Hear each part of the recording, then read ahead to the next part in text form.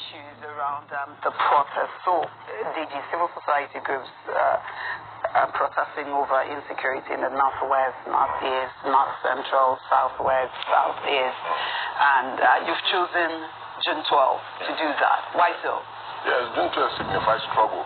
The struggle for emancipation of the country. It wasn't just about the election of MK Abiola, and the struggles thereafter, which led to unfortunate death of Comrade Kudirat Abiola and several others, and many Nadeko activists like we just saw Padokun. God bless him for still finding the courage to speak at this difficult time when almost everybody has given up on the country. The essence for choosing June 12th is to ensure that people can relate the spirit of the struggle, that the spirit of the struggle is not completely dead in the country. Yes, many people have given up on the country, and rightly so. If you listen to the president yesterday and you're in Nigeria, no matter where you are, even if you are not within the shores of this country, you will be tempted to abandon your green passport, for, other lucrative passports, because the president of a nation should not demoralize citizens. The president of a nation should not speak from a position of threatening the citizens with all kinds of things. And at the president's age, one will begin to sympathize with him that if you had a grandfather who's like Buhari, by now you all be caring for him and taking care of him. They will find such a man leading the country. That being said, the issues we are protesting about are very germane. There are issues about insecurity, internet shutdown. We don't want another increment in fuel price because that's what they are planning. Again, we want a situation where the prices of food is just in the market is unbelievable. I used to buy a kilo of chicken for 1,200 naira, then became 1,314, now it's 1,800. So if I'm complaining, it means that almost every other Nigerian is complaining. Again, if you look at what is going on, one of the cardinal reasons why we are protesting is that the government must understand that this is a democracy.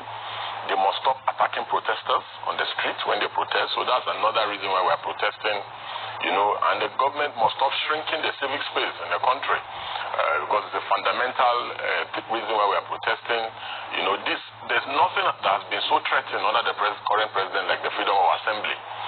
Freedom to protest. It's a constitutionally guaranteed right. If the president of a nation can be saying that people who were protesting wanted to remove him from office, it calls to question the kind of people advising the president. But, if you have people like Malami around the president, you should expect the worst. You should expect those kind of things that the president was saying. Even a primary school child will not think that the constitution says people can protest. You see people that are protesting wanted to remove you from office. How? Are we legislators? Are we parliamentarians? Only the National Assembly can remove the president, from office. So the president should disabuse his mind from, these sycophants in government, because they are his real enemies. Critics are not enemies of government. We're not criticizing the government to mock the government. We're not criticizing the government, or we're not protesting because we would like to protest. We would like to be in our homes, or be in our offices, attend to issues. Why go and face trigger-happy police officers on the street, and why go and face the tear gas canister and water cannons on the street?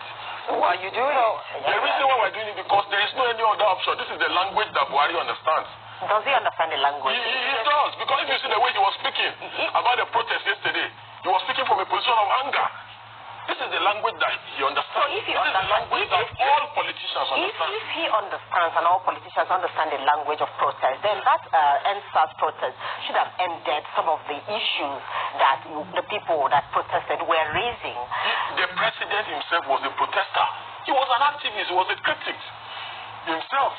People in government, Kiamo, all these people who are our friends, they were all... Are you telling me that Fashola in this government of Vice President Yemi Osinbajo believes that all that is going on in this country is okay? People should begin to realize that the Buhari government is almost over. It's 2 years, less than 2 years. Because elections are in 1.5 years. And immediately elections happen, the government is already over. People should begin to have an exit plan. They should find the courage to begin to tell the president the truth. People like Malami, they've destroyed their entire career and their life. So they have nothing else to worry about. But people like Fashola, Osinbajo, and several other people in government who know that government is not permanent, you realize that you cannot say in a democracy people cannot protest. The Constitution, which is our gun norm, says people can protest. But how, if the Constitution says people can protest, why should the president, is the president above the Constitution? Is Malami above the Constitution? Imagine Malami was supposed to be the chief legal advisor of the Federal Republic of Nigeria, going to the extent to say that people will be prosecuted for posting on Twitter. Even a baby lawyer who just finished from law school knows that you cannot prosecute people for a crime that is not codified. So you can imagine the quality of advice that the president is receiving. If the commander-in-chief can come on national television to say that people who were protesting during NSAS wanted to remove him, it shows the quality of the security intelligence that it means that the national security advisor is incompetent. The SSA, it means that all these people, it means what they do is just to mislead the president. Since you've gone into the interviews that the president had yesterday, a number of things came out from that interview that the president has. One of it is that, as is reported on the front page of Leadership this Friday, the PND ignores governors, insist on grazing routes.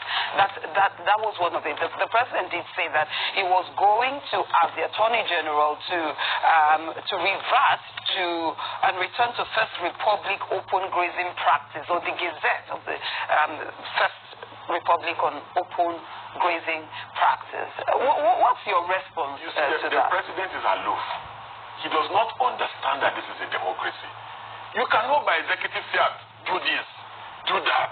The constitution is clear. Even the federating units are mentioned in this constitution. The governors have certain powers conferred on them. If you read from section 4 to 6 of the constitution, clearly defined. It's like the president is abrogating to himself executive, legislative, judicial powers, which he does not have.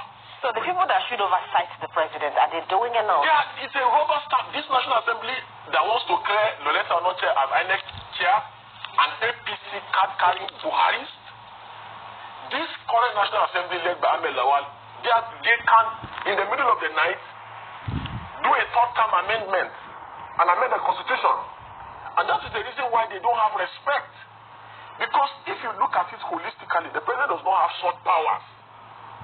The constitution has conferred on governors who are the chief executive of their state certain powers. And the constitution goes further to say governors and state governments have powers to legislate on certain issues. The reason why you can see some form of restructuring going on in the country where you're now having regional securities is because there's a failure, complete failure. Look at, I read on Sahara Reporters just this morning that they put military on national alert to fuel June 12 protest. These are people who have refused to put the military, the SSA and the police on alert against bandits. This government sleeps and dines with Boko Haram and bandits. They negotiate with them. They celebrate and embrace people like Gumi and others.